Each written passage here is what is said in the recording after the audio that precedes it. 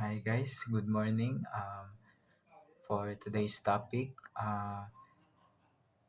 atong i-discuss si chapter 3 which is ang title is Control Structures. So, control structures. Uh, Overview na to sa control structures guys is kaning three basic structure which is number 1 is linear structure. Number 2, relational structure. Number 3, loop structure. So, ato na silang istoryahan dire karon nga video. So, maminaw ta sa mag-start ta sa three basic structures. The three basic structures of programming are fundamental to creating any program, and they help define how the code flows and executes. So, ang tulo ko no nga basic nga structure sa programming is fundamental nga need siya sa structure sa kuan imong program nga kanang ma-define niya ang ma-define niya ang imong i-code o kanang ma-execute bitaw og tarong. So, atong istoryahan karon is si linear structure. So, linear structure, unsa inyong linear structure? So, si linear structure is, in this structure, instructions are executed one after the other in a straight line. So, linear from the word itself, straight or straight, uh, sequence. There is no branching or repetition.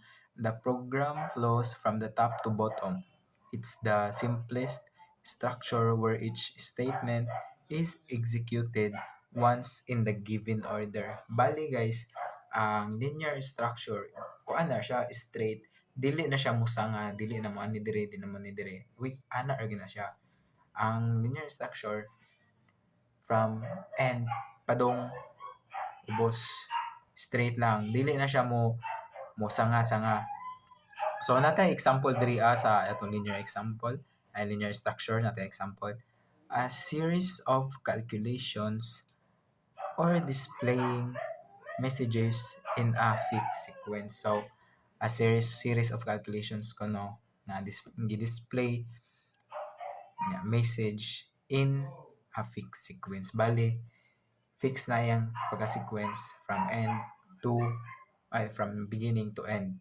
Mo na siya ang linear structure, straight. Sa next, si relational structure. So relational structure guys, ano na siya? Also known as the conditional structures. This involves decision making. The program evaluates a condition, true or false, and then chooses a path based on that condition. It typically uses if, else, or switch case statements to execute different blocks of code depending on the outcome of the condition. Bali, ang kani siya, relational structure, diri na ang magkuan ang yes or no, true or false. Bali, start nya mo ana mo abot siya diri sa kuan diamond katong gi isgutan nato last topic, diamond. Mo na siya ang optional. Unya diri sa pikas na true na false.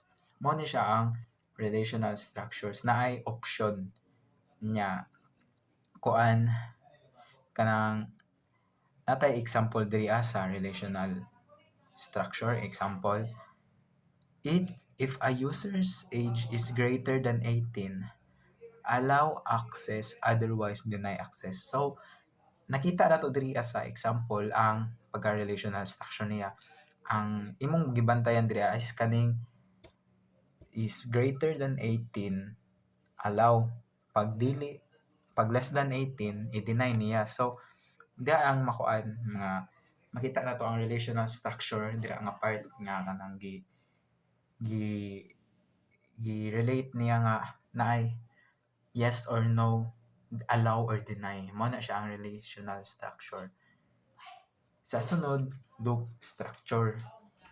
Loop structure, this structure allows repeated execution of a block of code as long as a certain condition is true. It's used for tasks that require repetition, like iterating over a list or running a set of instructions multiple times. Common loop types for while and do while loops. So loop structure guys, from the word itself, loop. Bali magbalik-balik ra siya ba? Magbalik-balik ra siya ang kuan ang imong structure nata example dere. Print numbers from 1 to 10 or repeat a process until condition is met. Bali ang loop structure mo kuan na siya mo 1 to 10 print nimo 1 to 10 nya pag nya kanang 1 to 10 i-repeat nimo na nga process until nga makuha bitaw nimo ang condition nga gipangita nya diri sa sunod diri sa kuan kani nga basic structures kaning kuan control structures kini siya atong kanang sa itibo nato siya si kuan three basic structures si linear structure, relational structure ug si loop. Kani silang tulo need gyapon ni siya guys kanang importante kay ni siya sa programming guys kay kanang mao man ni ang